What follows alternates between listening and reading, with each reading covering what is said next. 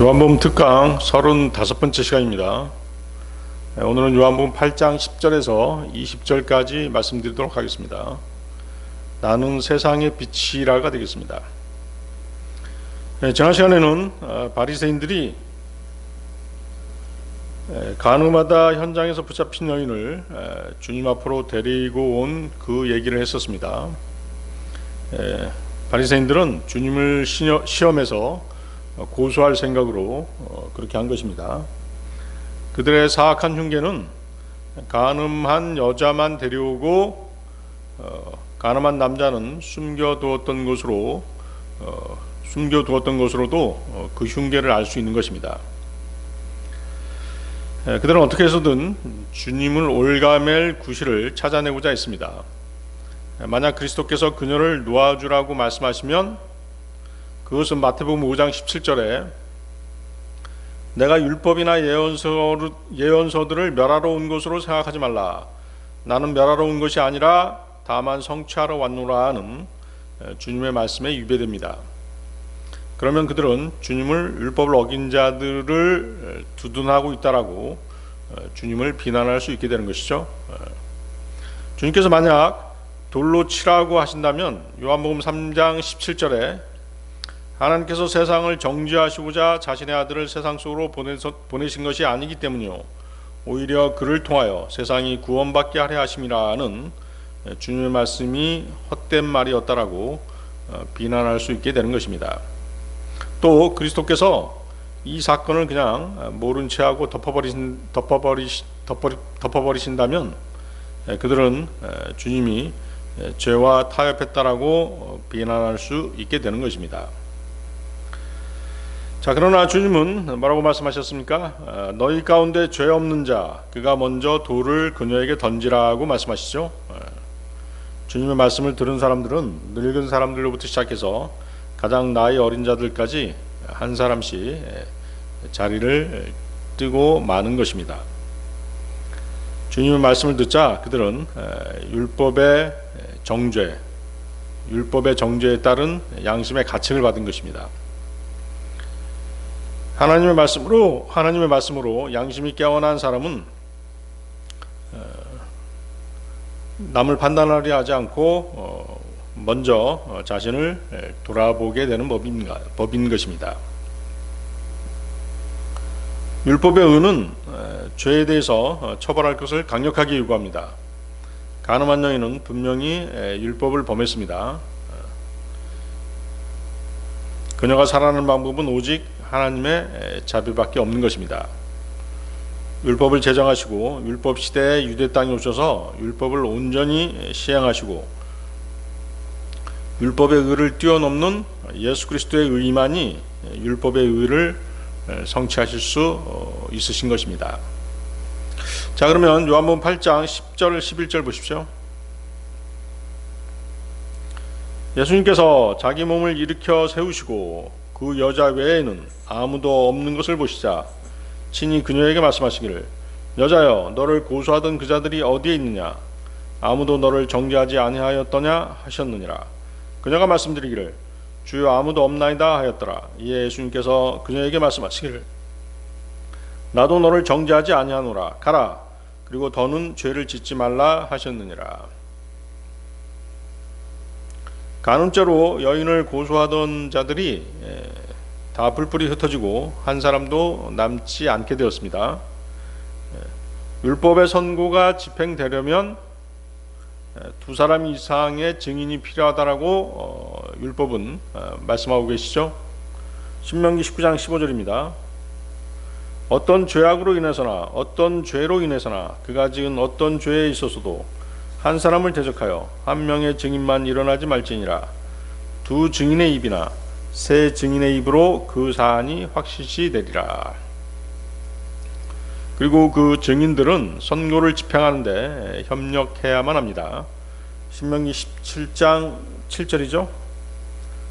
신명기 17장 7절 먼저 증인들의 손이 그의 위에 있게 하고 그를 사형에 처할지니 그러고 난 후에 모든 백성의 손이 사형에 참여할지니라.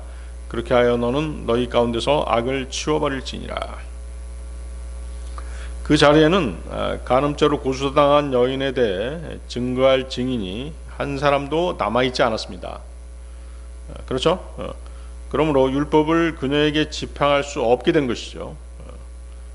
간음한 죄로 끌려왔던 여인의 죄를 확정하고 판결할 수 있는 법정이 성립되지 않았기 때문에 그 여인은 살아날 수 있게 된 것입니다. 자, 주님께서 뭐라고 말씀하십니까? 여자여, 너를 고소하던 그 자들이 어디에 있느냐? 아무도 너를 정죄하지 아니하였더냐? 이렇게 말씀하시죠. 자, 이제 의를 위한 정죄의 칼날이 치워져 버린 것이죠. 그러자 이제 은혜와 진리를 시는 주님은 그분의 본성대로 자비를 베푸실 수 있게 된 것입니다. 의를 희생하지 않고도 하나님의 자비가 실행될 수 있게 된 것이죠. 자, 11절 다시 보십시오. 11절. 나도 너를 정죄하지 아니하노라. 그렇죠?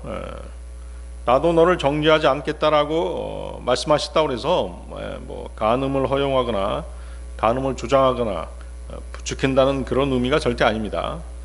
이것은 단지 간음한 죄를 범한 자라고 할지라도 얼마든지 구원받을 수 있다는 사실을 보여주신 것입니다. 하나님의 아들을 믿는 자들에게는 모든 죄가 용서가 된다라고 하는 엄청난 은혜를 지금 주님께서 말씀하시고 또 보여주신 것이죠. 따라서 이 말씀은 믿음으로 말미암아 하나님의 은혜로 받는 구원을 완벽하게 나타내는 그런 그림이 되겠습니다. 이 사건은 하나님의 은혜의 복음이 무엇인지를 가르쳐 주시기 위한 것이었던 것입니다. 로마서 4장 5절이죠. 그러나 일하지 아니하더라도 불경건한 자의 정당함을 입증하시는 분을 믿는 자는 그의 믿음이 의로 여겨지느니라. 그렇죠? 신약에서 구원받는 교리, 그것은 바로 오직 믿음인 것입니다. 그래서 이 구절은 행함이 없어도 믿음만으로 죄인을 의롭다고 여겨주시는 말씀이죠.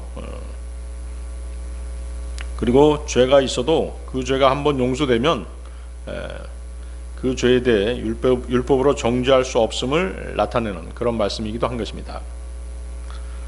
자, 주님께서 뭐라고 말씀하시죠? 가라. 그리고 더는 죄를 짓지 말라. 그렇죠? 구원받았다고 해서 죄값을 묻지 않는 게 아니죠. 그렇죠? 구원받은 후에도 죄를 짓게 되면 어떻게 돼요? 자백하지 않고 계속 반복해서 죄를 짓게 되면 징계받을 수가 없잖아요. 징계를 받게 되고 또 어때요? 그 징계가 심해지면 주님께서 그 사람을 데려갈 수도 있는 것이에요.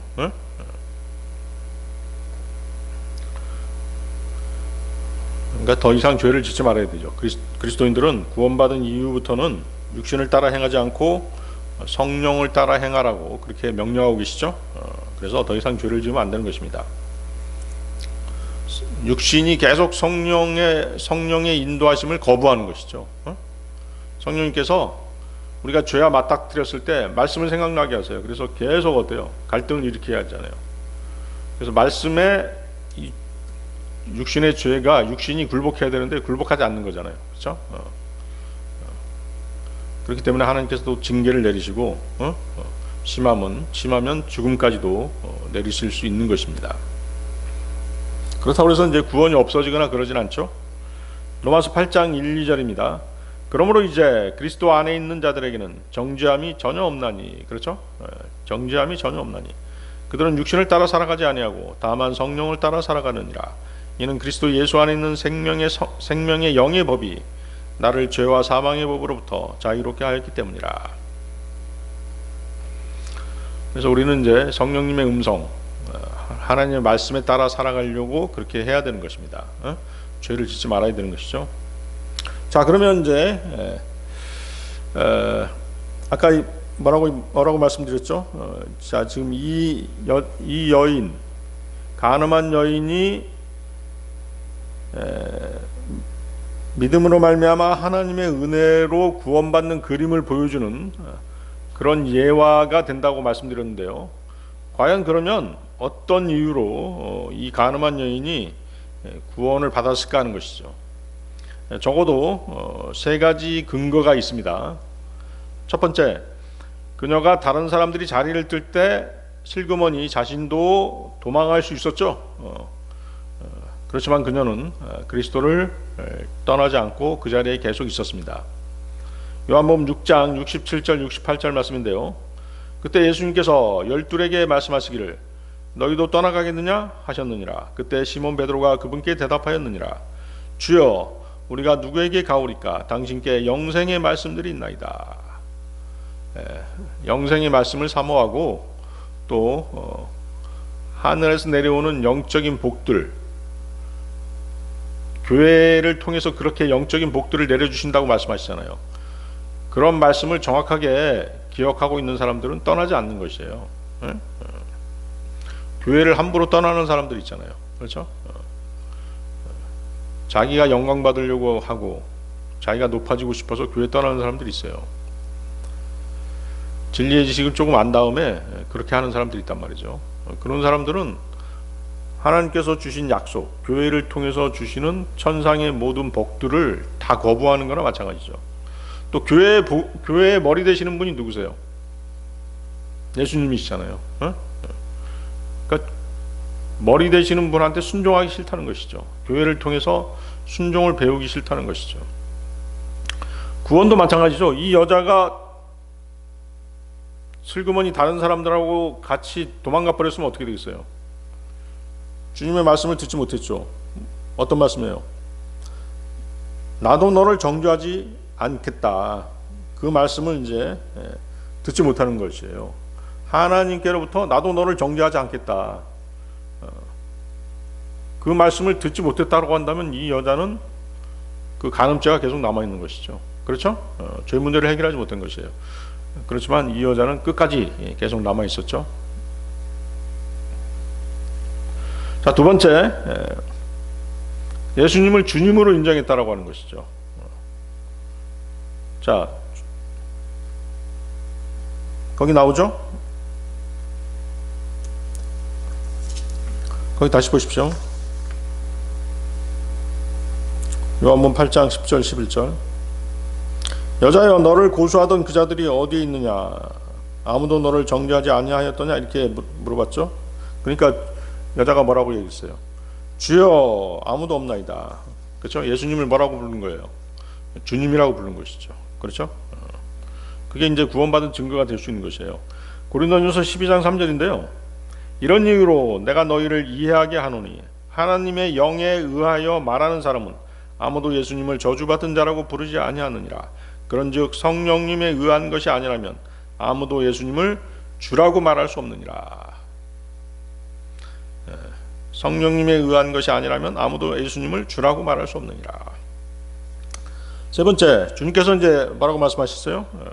나도 너를 정죄하지 아니하노라고 말씀하시죠. 그것으로 이 여자가 구원받았다는 걸 알 수 있는 것이죠. 육신을 입고 오신 하나님께서 정죄하지 않으시겠다라고 말씀하셨는데 누가 그 여자를 정죄할 수 있겠어요? 아무도 없죠. 그래서 하나님의 은혜는 그분이 제정하신 율법과 전혀 모순되지 않는 것입니다. 오히려 은혜는 왕의 법, 율법의 권위를 오히려 지지해 주는 것이죠. 로마서 5장 21절인데요. 이는 죄가 군림하여 사망에 이른 것 같이 은혜도 의를 통해 이처럼 군림하여 우리 주이신 예수 그리스도에 의해 영생에 이르게 하려 함이라. 율법은 죄를 지적하죠. 그래서 죄를 깨닫게 하는 것입니다. 그래서 죄를 깨달음으로써 죄 문제를 해결하고 싶어하는 그런 욕망에 이르게 하고, 그래서 그 죄 문제를 해결하고 싶어하는 그 욕망이 누구에게로? 주님께로 인도하는 것이죠. 그래서 주님의 은혜에 의해서 그분의 은혜로 구원을 받게 되는 것이에요. 간음하다 현장에서 잡힌 여인에 대한 사건은 땅에 글을 쓰시는 주님의 상징적인 행동을 통해서 주님의 뜻을 알 수 있게 합니다.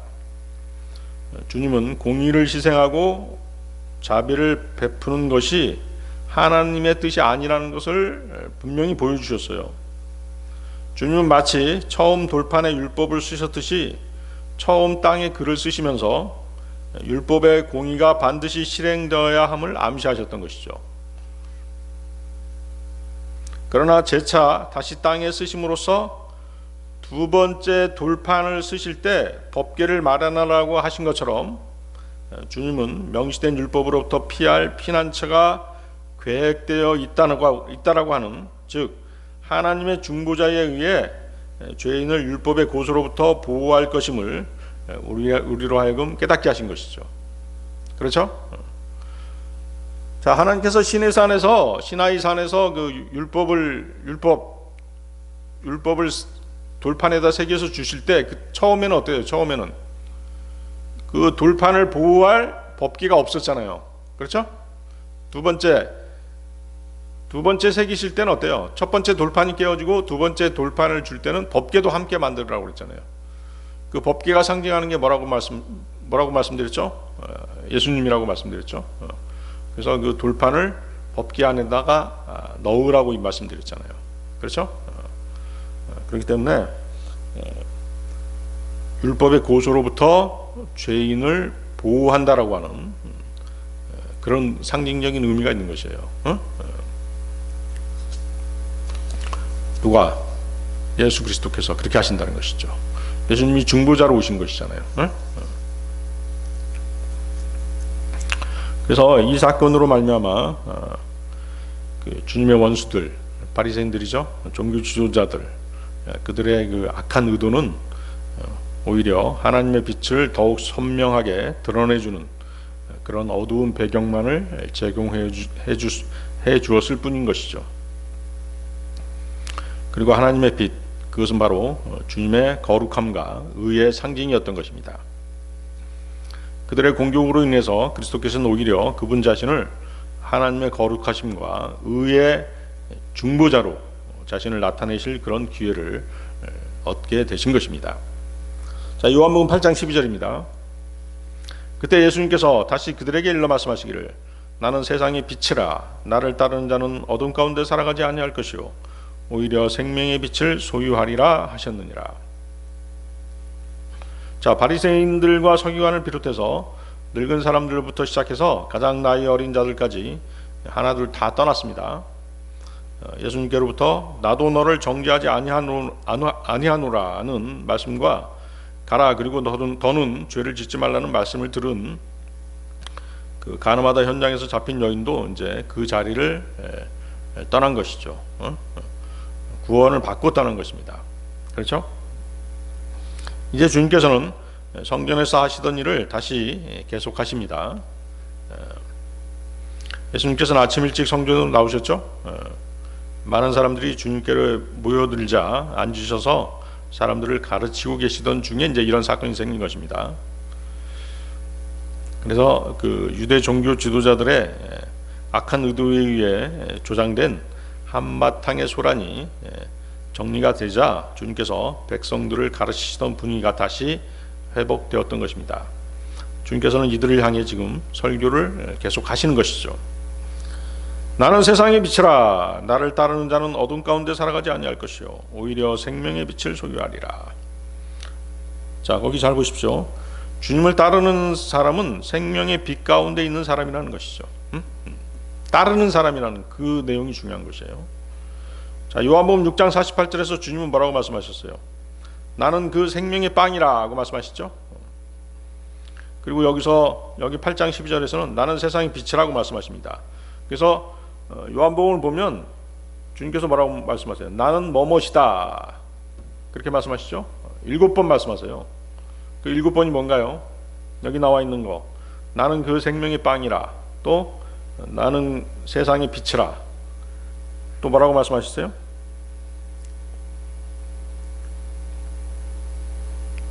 나는 세상의 문이라, 이런 말씀도 하셨고, 나는 부활이요 생명이라, 이런 말씀도 하셨죠. 나는 참 포도나무라, 그런 말씀도 하셨고, 나는 길이요 진리요 생명이라, 이런 말씀도 하셨죠. 그렇죠?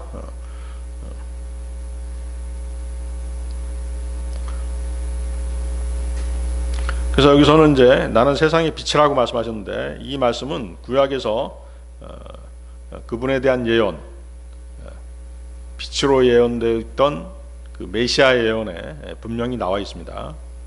이사야서 42장 6절인데요. 나 주가 너를 의로 불렀으니 너의 손을 잡아줄 것이요 너를 지키고 백성의 언약으로 이방인들의 빛으로 너를 주겠노라. 그렇죠? 이방인들의 빛, 주님이시죠. 이사야서 49장 6절도 내가 나의 종이 되어 야곱의 지파들을 일으키고 이스라엘의 보존된 자들을 회복시키는 것은 손쉬운 일이라. 내가 또한 너를 이방인들에게 빛으로 주겠으니 내가 땅끝까지 이르러 나의 구원이 되게 하려 함이라. 이방인들의 빛, 이방인들의 빛 계속 나오죠. 그래서 예수 그리스도께서는 이스라엘뿐만 아니라 세상 모든 이방인들, 율법을 받지 않는 이방인들도 구원하기 위해서 오신 분이시라는 것이죠. 그래서 이 빛이라고 하는 것은 하나님의 속성이죠. 이처럼 예수 그리스도께서는 세상의 빛으로 오시라고 예언도 있으셨고, 이제 주님께서는 직접 자신이 그것을 선언하신 것이죠. 이것은 주님께서 그분 자신의 신성을 스스로 드러내어 밝히신 것입니다. 요한일서 1장 5절인데요. 그런즉 우리가 그분에 관하여 듣고 너희에게 선언하는 전언이 이것이니 곧 하나님께서는 빛이시오 그분 안에는 어둠이 전혀 없다는 것이라. 그래서 주님의 빛을 받아 구원받은 성도들은 빛의 자녀들인 것이죠. 에베소 5장 8절입니다. 이는 너희가 예전에는 어둠이었으나 이제는 너희가 주 안에서 빛이기 때문이라. 빛의 자녀들로서 살아가라. 다른 그 새 복음서와는 달리 요한복음에는 유난히 그 세상이라는 단어가 많이 나옵니다. 마태, 마가, 누가복음 그 새 복음서에는 세상이라는 단어가 다 합쳐서 15번 나옵니다. 그런데 요한복음에는 무려 70번이 나와요. 특이하죠? 요한복음에서 주 예수 그리스도께서는 유대인들과의 특별한 관계를 가지신 분으로서 뿐만이 아니라 모든 세상 사람들의 빛이 되는 생명의 근원으로서의 그리스도로 등장하시기 때문에, 그 세상의 빛으로 등장하시기 때문에 결과적으로 이 세상이란 단어가 많이 나오는 것이에요. 요한복음 1장 3, 4절 말씀인데요. 그분에 의하여 모든 것들이 지음받았으니 지음받은 어떤 것도 그분 없이 지음받지 아니하였더라. 그분 안에 생명이 있었으니 그 생명은 사람들의 빛이었더라. 세상을 비추는 빛, 생명의 빛으로 비추는 분이 바로 예수 그리스도신 것이죠. 그래서 주님께서는 나는 세상의 빛이라고 말씀하신 것입니다. 자, 예수 그리스도께서 세상의 빛이시라면 이 세상 모든 사람들이 그 빛을 받아 빛 가운데 있어야 하는데 실상은 그렇지 못하죠. 그 이유가 무엇일까요? 거기 자세히 보세요. 아까 말씀드렸지만 주님께서는 나를 따르는 자는 어두운 가운데 살아가지 아니할 것이라고 말씀하시잖아요. 그 빛의 수혜자가 누구다? 주님을 따르는 자들이다. 이렇게 제한적으로 말씀하시는 것이죠. 그러니까 주님을 따르는 자들이 많지 않다는 것이에요. 주님을 따르는 자들이 빛의 수혜자가 되는 것이죠. 그래서 세상에 비치신 그분을 믿고 따를 때 그때만이 그 빛이 영적인 빛으로 승화될 수 있다라고 하는 것을 의미하는 것입니다. 그래서 그것을 주님께서는 생명의 빛이라고 말씀하신 것입니다. 구원받지 못한 사람도 빛의 혜택을 누리기는 하죠. 그들은 비록 구원받지 못했어도 이성과 예지와 양심으로 도덕적인 가치를 측량할 수 있고, 심지어는 위대한 창조주의 존재와 그 속성에 관한 많은 증거들을 알아챌 수 있는 능력을 가질 수 있습니다. 그러나 그들은 그런 지적 능력과 도덕적 분별력은 같지만 생명의 빛은 소유하지 못한다는 것이죠. 그래서 그들은 영적으로 어둠 속에 나다니고 있는 것입니다. 그들은 주님을 따르는 자들이 아니기 때문에 그런 것이죠. 어둠에서 벗어나지 못하는 것이에요. 빛을 감지하긴 하지만 계속 빛의 조명을 받지 못한다는 것이죠. 인간의 이성과 감성을 조명해주는 빛이 영적인 의미에서의 생명의 빛으로 그렇게 한 단계 더 높은 영역으로 발전하려면 주님을 따르는 사람이 되지 않으면 안 되는 것이라는 것이죠. 자, 그래서 여기 그 세상이란 말이 오직 구원받은 자에게만 해당되는 내용일 때 그것은 그리스도께서 세상에게 생명을 주신다라고 하셨을 때인 것이죠. 생명의 빛, 그렇죠? 그러나 세상이란 말이 성도들에게 해당되는 말씀이 아닐 때는 불경건한 자들의 세상을 가리키는 것이죠. 구원받지 않은 세상 사람들을 가리키는 것입니다. 베드로후서 2장 5절이 바로 그 내용이죠. 또 옛 세상을 아끼지 아니하셨으나 여덟 번째 인물이자 의의 선포자인 노아를 구원하셨고 불경건한 자들의 세상 위에 홍수를 내리셨을진데, 그렇죠? 그래서 여기 그 베드로후서 2장 5절에 나오는 세상은 다 불경건한 자들의 세상이죠. 구원받지 못한 사람들의 세상인 것입니다. 그래서 이 그리스도를 따른다는 것을 이제 우리 믿음 생활에서 요약해 보면 뭐겠어요? 우리가 주님을 우리의 유일한 주님과 구주로 여기고 그분께 우리 자신을 꺼리낌 없이 우리 자신을 맡기는 것이죠. 그것이 주님을 따르는 것이에요. 요한복음 10장 4절 5절 말씀입니다. 그가 자기 소유의 양들을 내보낼 때는 친히 그들 앞으로 가며 양들은 그를 따르느니라. 이는 그들이 그의 음성을 알기 때문이라. 그리고 그들은 어떤 낯선 이를 따르지 아니하고 오직 그에게서 도망하느니라. 이는 그들이 낯선 이들의 음성을 모르기 때문이라 하셨느니라. 자, 구약에서도 이제 그 주님을 따르는 그런 예표가 나와 있죠. 그 이스라엘이 광야 생활할 때 어때요? 구름 기둥과 불 기둥을 따라서 이동했죠. 바로 그것이죠. 구름 기둥과 불 기둥이 애굽에서 가나안까지 이스라엘을 인도하셨듯이 주 예수님께서는 이 세상에서 하늘나라까지 성도들을 인도하십니다. 자, 구원받은 사람들 안에는 그리스도께서 영으로 우리 안에 들어와 계시잖아요. 그렇죠? 그 영이 우리를 셋째 하늘까지 주님 앞으로 이제 하나님 앞으로까지 인도하시는 것이죠.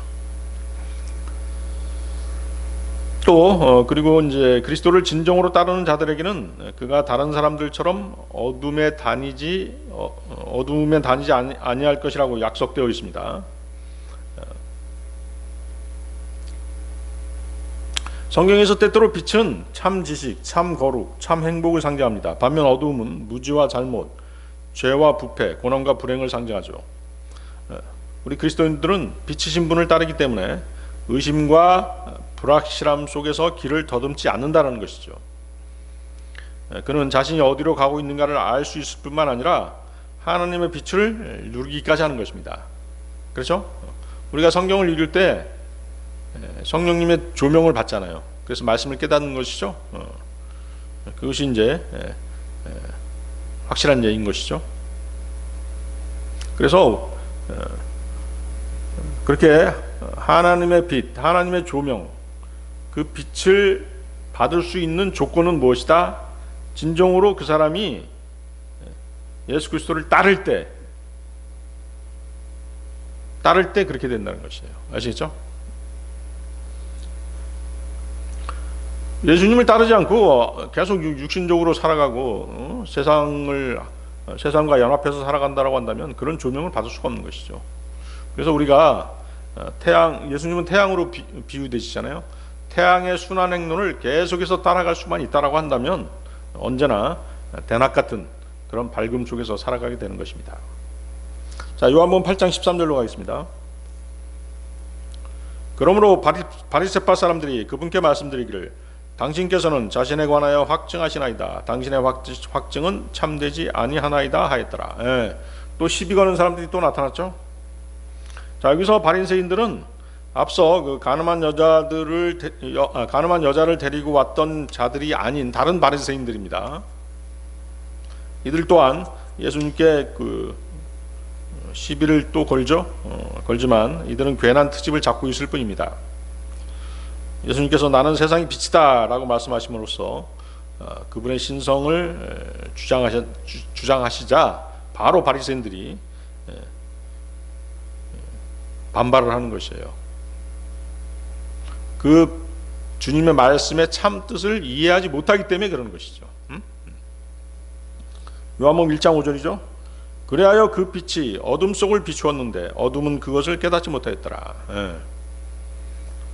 그래서 그 구약을 보면 여호와 하나님, 엘로힘 이런 말씀들은 다 뭐냐면, 이런 단어들은 다 뭐냐면 하나님을 가리키는 말이라는 거예요. 하나님은 빛이시다 이런 뜻이에요. 그래서 바리새인들, 또 다른 바리새인들이 주님께 시비를 건 이유는 우리는 하나님께서 세상의 빛이시라는 것을 완전히 인정하지만 당신이 이것을 자신을 위해 스스로 공표하니까 우리는 그것을 믿을 수 없다. 그러니까 당신이 말하는 것은 거짓이다. 이렇게 이제 악한 심산을 가지고 트집을 잡는 것이죠. 그들은 세상의 빛으로 오신 주님을 인정하고 싶지 않았던 것입니다. 그들은 거룩하시고 순결한 그 빛을 견딜 수 없었고 피하고 싶어 했던 것이죠. 오히려 그 빛을 소멸시키고 싶어 했어요. 그래서 예수님을 잡아 죽이려고 한 것이잖아요. 그렇죠? 주님은 실상 뭐라고 말씀하신 것이에요? 나의 하나님으로서의 영광이 지금은 감춰져 있다. 또 지금은 내가 하나님으로서의 특권을 행사하고 있지 않다. 내가 너희에게 섬기는 자의 모습으로 너희에게 왔을지라도 내가 세상의 빛으로 온 것은 확실하다. 내가 비추이는 진리의 빛은 지금 이 세상 신인 사탄의 어둠의 권세와 사망의 권세를 깨트릴 수 있기 때문이다. 그리고 내 증거는 참되다. 왜냐하면 나는 내가 어디서 오며 어디로 가는 것을 알기 때문이다. 이것은 다른 어느 누구도 알지 못하는 신성한 진리의 지식이다. 이렇게 말씀하신 것이에요. 주님께서 말씀하신 나는 세상의 빛이다 라고 공표하신 내용을 좀 풀어서 얘기해 보면 이런 뜻이거든요. 그런데 바리새인들은 인정하기 싫은 것이죠. 왜 인정하기 싫은 걸까요? 자신들의 어떤 기득권이 있잖아요. 지금까지 백성들이 다 누구를 따랐어요? 자신들을 따라왔었죠. 그렇죠? 유대 종교 지도자들을 따라왔었죠. 그리고 자기네들 밑에서 율법을 배웠단 말이에요. 근데 어때요? 이제 다 주님을 따라가잖아요. 그게 싫은 것이죠. 시기심이 발동한 것입니다. 주님께서는 이제 하늘에 계신 아버지로부터 오셨으며 그리로 돌아가실 것입니다. 그렇죠? 주님은 하나님의 아들로서 거짓 증거를 하실 수 없으신 분이죠. 그러나 바리새인들은 주님의 하나님으로서의 본성과 성품 그리고 셋째 하늘에 대한 지식에 완전히 무지했던 것입니다. 그러므로 그들은 주님의 말씀을 전혀 이해할 수 없었고 또한 제대로 올바로 판단할 수 없었던 것입니다. 예수 그리스도께서는 얼마 전에 그들이 그 시비 거는 문제에 대해서 한번 말씀하신 적이 있었죠. 요한복음 7장 18절인데요. 자신에 관하여 말하는 자는 자기 자신의 영광을 찾느니라. 그러나 자신을 보내신 분의 영광을 찾는 자 바로 그는 참되며 그 안에 불의가 전혀 없느니라. 정확하죠? 정확하게 이렇게 주님께서 미리 증거하셨어요. 짚어주셨던 것입니다. 주님은 자신이 하나님 아버지에 대해서 증거하고 있음을 분명히 밝히셨던 것입니다. 그렇지만 어때요? 예수님께서는 예수님 자신이 하나님이시잖아요. 그래서 설사 예수님께서 자신에 관하여 증거하더라도 전혀 문제가 되지 않는 것이죠. 그래서 주님께서는 다음 14절에서 이렇게 말씀하십니다. 자, 요한복음 8장 14절 보세요. 예수님께서 그들에게 대답하여 이같이 말씀하셨느니라. 비록 내가 자신에 관하여 확증할지라도 여전히 나의 확증은 참되도다. 이는 내가 어디에서 왔고 어디로 가는지 알기 때문이라. 그러나 내가 어디에서 오고 어디로 가는지 너희는 분간할 수 없느니라. 사람이 자기 자신에 관하여 말하면 자신의 영광을 구하는 것이지 하나님의 영광을 구하는 것이 아니죠. 응? 그러나 예수 그리스도께서 자신에 관하여 말씀하시더라도 그것은 하나님 영광을 구하는 일이었던 것입니다. 거기 잘 보세요. 그 요한복음 아까 7장 18절에서 어떤 말씀하세요? 자신을 보내신 분의 영광을 찾는 자 바로 그는 참되며 그 안에 불의가 전혀 없느니라. 반대로 얘기하면 어때요? 자신의 영광을 구하는 자는 참되지 않다는 것이죠. 불의한 자다는 것이죠.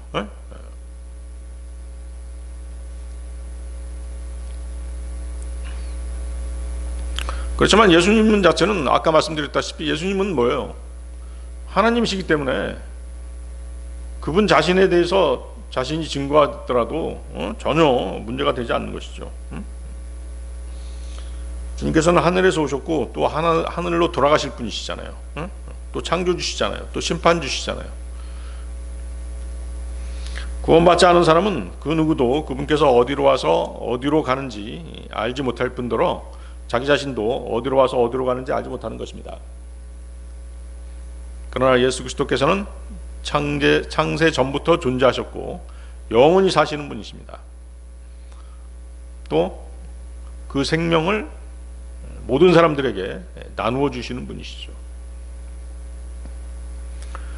또 주님께서는 언제 죽으시고 어디서 죽으시고 어떤 방식으로 죽게 되실지 미리 다 아시고 계십니다. 또 다시 살아나실 것과 하나님께서 계신 영광스러운 곳으로 돌아가게 될 것을 훤히 다 알고 계시죠. 자, 거듭난 그리스도인들 역시 어때요? 성경을 통해서 우리가 어디로 가게 될 것인지, 자신의 인생의 로드맵이 어떻게 될 것인지를 알고 있죠? 그렇죠? 우리는 장차 어떻게 될까요? 주님께서 오시면 우리가 살아서 주님을 만날 수 있죠? 휴거가 되죠? 그렇죠? 그리고 어떻게 돼요? 공중에서 주님을 만나고 그리스도의 심판석 앞에 서게 되고, 그렇죠? 그리고 주님과 혼인식을 치르게 되죠. 그렇죠? 그리고 주님과 함께 다시 지상에 내려오게 되죠. 아마겟돈 전쟁을 거쳐서 주님과 함께 천년왕국에서 통치하게 되는 것이죠. 그렇죠? 그 로드맵이 성경에 정확하게 나와 있잖아요. 그래서 우리는 어떻게 될지 알아요. 그렇지만 어때요? 구원받지 못한 사람들은 이런 사실을 전혀 모르잖아요.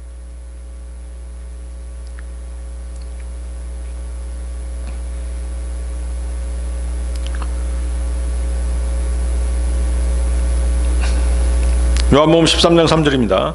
예수님께서는 아버지께서 모든 것을 자신의 두 손 안에 주신 것과 자신이 하나님께로부터 왔다가 하나님께로 가는 것을 아셨으므로, 그렇죠? 주님께서는 하나님이시고 또 아버지 하나님과 늘 함께 계셨던 분이시기 때문에 자신에 관해서 증거하시더라도 전혀 하등 문제가 될 수 없는 것입니다. 자, 요한복음 8장 15, 16절로 가겠습니다. 너희는 육신을 따라 판단하나 나는 아무도 판단하지 아니하노라. 그런데도 불구하고 만일 내가 판단한다면 나의 판단은 참되니라. 이는 내가 홀로 있는 것이 아니요 오히려 나를 보내신 아버지께서 나와 함께 계시기 때문이라. 주님을 위해서 증거하시는 분이 계시다는 것이죠. 너희는 육신을 따라 판단하나. 자, 이 말씀은 너희는 너희가 보는 것에 따라 내 주장을 판단하고 있다. 즉 너희는 겉모습에 따라 판단한다. 내가 죄 있는 육신의 모양을 하고 있기 때문에 내가 세상에 빛이 되는 일은 있을 수 없다라고 생각하고 있는 것이다. 그러나 겉모습은 본래 모습이 아니다. 나는 겉모습으로 판단하지 않는다. 나는 마음을 보며 사물을 실제 그대로의 모습 그대로 본다는 그런 말씀인 것이죠. 그러면서 또 이 말씀은 그들이 주님을 정확하게 판단할 능력이 없음을 짚어주신 것입니다. 땅에 매여 있는 인간은 사물의 외형적인 모습만을 또 육신적인 눈으로 보고 육신적인 생각으로 판단을 내리는 것이죠. 그들은 세상의 원리들을 받아들이고 세상적인 논리에 따라 판단합니다. 그들은 세상의 그들은 이런 이유 때문에 외형적인 모습, 세상적인 논리로 판단하기 때문에 주님의 말씀이 갖는 그런 어떤 신성한 의미들, 또 주님께서 이 땅에 오신 이유들, 이런 것들을 제대로 이해할 수 없었던 것이죠. 하지만 주 예수 그리스도께서는 모든 것을 영적인 눈으로 보시고 하나님의 영적인 원칙과 기준에 따라 사물을 판단하십니다. 사람들은 육신을 따라 판단하지만 주님은 육신을 따라 판단하지 않으시고, 또 주님께서 이 땅에 오신 목적 자체가 심판, 즉 판단하시기 위해서가 아니라 구원을 위해서 오셨잖아요. 그렇죠? 판단, 즉 심판은 언제 하시는 것이에요? 최후의 백보자 심판에서 다 심판하시잖아요. 나중에 하시는 것이죠.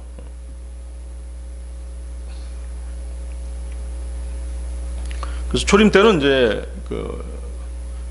이스라엘을 구원하시기 위해서, 또 온 세상 사람들을 구원하시기 위해서 오신 것이죠. 예수 그리스도께서는 하나님의 아들이시지만 육신을 입고 이 땅에 오셨어요. 그래서 유대인들은 그분을 단순한 인간으로 그렇게 판단하고 있는 것입니다. 인간은 기껏해야 그런 식으로 육신을 따라 판단하는 능력밖에 없는 것이죠. 그러나 주 예수 그리스도께서는 인간의 형상을 입고 이 땅에 오신 하나님의 아들이시오 하나님 아버지께서 보내신 분이십니다. 그러므로 그분께서는 혼자 계신 것이 아니라 하나님 아버지와 함께 계시고, 무엇을 하시더라도 스스로 하지 아니하시고 하나님 아버지께서 시키시는 일만을 하십니다. 따라서 그분께서 하시는 모든 일은 실은 하나님 아버지께서 하시는 일인 것이죠. 그래서 주님의 판단은 진리에 따른 것입니다. 예수님께서 어떤 판단을 내리시면 그 판단은 하나님 아버지의 판단인 것입니다. 그래서 요한복음 10장 30절에 뭐라고 말씀하세요? 나와 나의 아버지는 하나니라. 그렇죠? 나와 나의 아버지는 하나니라. 자, 요한복음 8장 17, 18절로 가겠습니다. 너희의 율법에도 두 사람의 증언은 참되다고 기록되어 있느니라. 나는 자신에 관하여 증거하는 이요 나를 보내신 아버지께서는 나에 관하여 증거하시느니라. 자, 지금 주님이 말씀하시는 것은 그 앞에 나와 있던 신명기 19장 15절을 다시 인용하신 것이죠. 어떤 죄악으로 인해서나 어떤 죄로 인해서나 그가 지은 어떤 죄에 있어서도 한 사람을 대적하여 한 명의 증인만 일어나지 말지니라. 두 증인의 입이나 세 증인의 입으로 그 사안이 확실치 되리라. 모세의 율법은 그것이 참인지 거짓인지 진실 여부를 판단하기 위해서는 두세 사람의 증인을 필요로 했죠. 그렇죠? 그런데 주 예수 그리스도를 증거하시는 두 증인이 여기 계시다는 것이죠. 그리스도 그분 자신이 자기의 신성과 사역에 대해서 증거하시고 하나님 아버지 역시 그것을 증거해 주신다는 것입니다. 성부 하나님께서는 구약 성경의 예언을 통해서 예수님을 증거하셨죠. 그렇죠? 그 예언들은 지금 주님의 성품과 가르침과 행동, 그리고 사람들이 그분을 거부한 일을 통해서 아주 영광스럽게 성취되셨던 것입니다. 그렇죠? 앞에서 요한복음 앞에서도 어때요? 예수 그리스도에 대한 증거들이 있었죠? 침례인 요한은 주님이 침례를 받으실 때 요단강에서 그분을 증거했었습니다. 아버지께서 아들로 하여금 완숙케 하셨던 그 일들 자체가 또 그분을 증거합니다. 그리고 하나님 아버지와 성경이 예수 그리스도를 증거합니다. 예수 그리스도께서는 또 성령님께서 주님을 증거하신다라고 말씀하시죠. 요한복음 15장 26절입니다. 그러나 내가 아버지께로부터 너희에게 보낼 그 이루자 바로 아버지께로부터 나오시는 진리의 영께서 오실 때면 그분께서 나에 관하여 증언하시리라. 자, 뿐만 아니라 주님을 따르던 사도들이 주님을 증거하게 되리라고 말씀하셨습니다. 요한복음 15장 27절. 그리고 너희 역시 증거하리니 너희가 초기부터 나와 함께 있었기 때문이라. 구원받은 우리 그리스도인들 또한 주님을 증거하는 사람들이죠. 주님 오실 때까지 우리는 계속 예수 그리스도를 증거하잖아요. 하나님이신 주 예수 그리스도를 증거하기 위해서 굳이 모세의 율법대로 두 증인이 필요한 것은 아니죠. 그러나 바리새인들의 입장대로 모세의 율법대로 한다고 해도 문제가 될 게 하나도 없는 것입니다.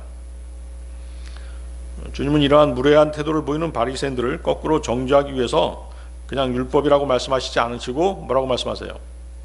너희의 율법이라고 말씀하신 것이죠. 그러면서 지금 나열한 그러한 내용들로 인해서 예수 그리스도께서는 수많은 사람들에 의해서, 더군다나 하나님 아버지에 의해서, 또 성령님에 의해서 다 증거되신 분이세요. 그래서 율법은 하나님께서 제정하셨지만 주님께서는 여기 뭐라고 말씀하세요? 너희의 율법 이렇게 말씀하시잖아요. 왜 그렇게 말씀하셨을까요? 유대인들이 율법을 지키지도 않고 율법을 자기들의 편리한 대로 사용하기 때문에 그들을 향해서 너희의 율법이라고 말씀하신 것이죠. 이것은 하나님께서 그들에게 주신 율법의 정신이 심하게 훼손되었음을 의미하는 것입니다. 예수님께서는 앞에서도 이런 말씀하셨죠. 유대인의 명절 이렇게 말씀하셨잖아요. 원래 명절, 율법에 나와 있는 명절, 그것은 하나님께서 제정해 주신 것이잖아요. 그럼에도 불구하고 유대인들의 명절 이렇게 말씀하신 이유가 뭐예요? 그것도 마찬가지로 하나님께서 지키라고 명령하신 그 명절의 정신, 그것이 심하게 훼손되었기 때문에 나의 명절, 주의 명절이라고 하지 않으시고 유대인의 명절 이렇게 말씀하신 것이에요. 그러니까 너희의 율법도 같은 맥락인 것이죠. 레위기 23장 2절입니다. 이스라엘 자녀들에게 일러 그들에게 이같이 말하라. 거룩한 소집일들이 되도록 너희가 공포할 주의 명절들에 관해서니 바로 이것들이 나의 명절들이라. 명절들을 제정해 주실 때는 주의 명절, 나의 명절이었단 말이에요. 그것들이 다 변질돼 버리니까 이제는 유대인들의 명절이 돼 버린 것이죠. 율법도 마찬가지인 것이죠. 주님께서 제정해 주신 율법이 변질되었기 때문에 너희의 율법이 된 것이에요. 자, 요한복음 8장 19절입니다. 그때 그들이 그분께 말씀드리기를 당신의 아버지께서 어디에 계시나이까 하였더라. 예수님께서 대답하시기를 너희는 나도 나의 아버지도 모르노라. 만일 너희가 나를 알았더라면 너희는 나의 아버지도 알았을 것이라 하셨느니라. 자, 유대인들이 예수 그리스도를 그들의 메시아로 알아보지도 받아들이지도 않는 이유에 대해서 요한복음 5장 37절 38절에서 우리 공부했었죠. 요한복음 5장 37절 38절. 그리고 나를 버리신 아버지께서 친히 나에 관하여 증거하셨느니라. 너희는 어느 때나 그분의 음성을 듣지 못하였고 그분의 형태도 보지 못하였느니라. 그리고 너희에게는 그분의 말씀이 너희 안에 거하고 있지 아니하도다. 이는 그분께서 보내신 이를 너희가 믿지 아니하기 때문이라. 그렇죠? 그들이 주님을 믿지 못하는 단 하나의 이유는 하나님의 말씀이 그들 안에 거하지 않기 때문이라는 것이죠. 또 그 말씀이 그들 안에 거하지 않는 이유는 그들이 주님을 믿지 않기 때문인 것이죠. 예수 그리스도께서는 하나님 아버지의 증거들을 그들에게 제시했습니다. 그러나 예수님을 해치고자 하는 바리새인들은 너무 어리석고 악해서 당신의 아버지께서 어디에 계시나이까? 라고 물어봤던 것이죠. 주님이 그들에게 하신 대답을 통해서 우리는 오직 아들을 통해서만 하나님 아버지를 알 수 있음을 우리로 하여금 깨닫게 하시는 것입니다. 마태복음 11장 27절인데요.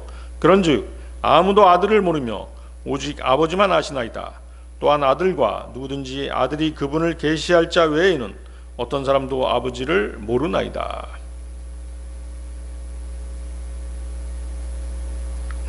그분의 말씀을 받아들이는 자들에게 하나님께서는 그분의 독생자 예수 그리스도를 계시하신 것입니다. 예수님은 진리시죠. 진리를 계시해 주시는 것이죠. 또 예수 그리스도께서도 진리를 통해서 성부 하나님을 계시해 주신 것입니다. 이런 일도 있었죠. 오랫동안 그 주님을 따랐던 빌립조차도 주님께 아버지를 보여달라고 그렇게 요청했던 그런 적이 있었죠. 요한복음 14장에 그 얘기가 나오는데요. 요한복음 14장 8절 9절. 빌립이 그분께 말씀드리기를 주여 아버지를 우리에게 보여주소서. 그리하면 그것이 우리에게 족하겠나이다 하니라. 예수님께서 그에게 이같이 말씀하시니라. 빌립아, 너희가 그렇게 오랜 시간을 나와 함께 있었는데 아직도 너는 나를 모르느냐?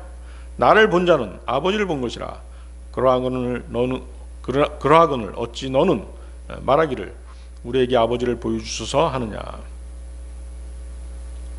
자, 만일 너희가 나를 알았더라면 너희는 나의 아버지도 알았을 것이라고 주님 말씀하시죠. 예수 그리스도를 통해서, 진리를 통해서 성부 하나님이 계시가 되는 것이에요. 아시겠습니까? 그리고 또 어떤 말씀도 있었어요. 아까 요한복음 10장 30절 나와 나의 아버지는 하나니라. 그 말씀의 근거에서 또 이 말씀을 하신 것이죠. 나를 본 자는 아버지를 본 것이라. 자, 요한복음 8장 20절입니다. 예수님께서는 자신이 성전에서 가르치시는 동안 성전 금고에서 이 말씀들을 하셨더라. 그런데 아무도 그분께 손들을 대지 아니하였으니 그분의 시각이 아직 오지 아니하였기 때문이라. 자, 아무도 그분께 손들을 대지 아니하였으니 그분의 시각이 아직 오지 아니하였기 때문이라. 자, 이런 비슷한 기록은 앞에서도 있었죠. 요한복음 7장 37절에도 나오는데요. 요한복음 7장 30절. 그분의 때가 아직 이르지 아니하였기 때문이라는 표현이 있었죠. 자, 이런 기록들은 주님이 인류를 위해 십자가에 달리시는 그 사역이 완수될 때까지 하나님 아버지께서 주님을 보호하시기 때문에 그분께 손을 댈 수가 없는 것이죠. 요한복음 8장 59절에서는 그들이 돌을 집어서 주님께 던지려고 했지만 주님께서는 자신을 숨기셨으며 그들 한가운데를 가로질러 성전 밖으로 나가셨으니 그렇게 지나가셨더라고 말씀하고 있죠. 또 요한복음 10장 39절에서도 그들이 다시 그분을 잡으려고 시도하였으나 그분께서는 그들의 손에서 벗어나셨고 라고 말씀하십니다. 자, 이런 내용들이 바로 뭘 나타내는 것이에요? 하나님의 허락하심이 없이는 사람들이 결코 주님을 자신들 마음대로 잡을 수가 없다는 것입니다. 인간이 아무리 능력을 있는 대로 다 발휘해서 주님을 잡으려고 한다고 하더라도 하나님께서 세우신 그 계획을 주님께서 다 이루시기까지, 그때까지는 어찌할 수 없는 것입니다. 하나님의 때, 그 시각이 올 때까지는 주님을 잡을 수 없는 것이죠. 따라서 이 구절들은 하나님께서 모든 만물의 완전한 주인심을 보여주시는 그런 구절이 되겠습니다. 또한 그리스도께서 당하신 고난은 그분의 때가 될 때까지 그분 스스로 자발적으로 고난을 받으셨다는 것을 증거하는 그런 구절인 것이죠. 네, 오늘 여기까지 하겠습니다.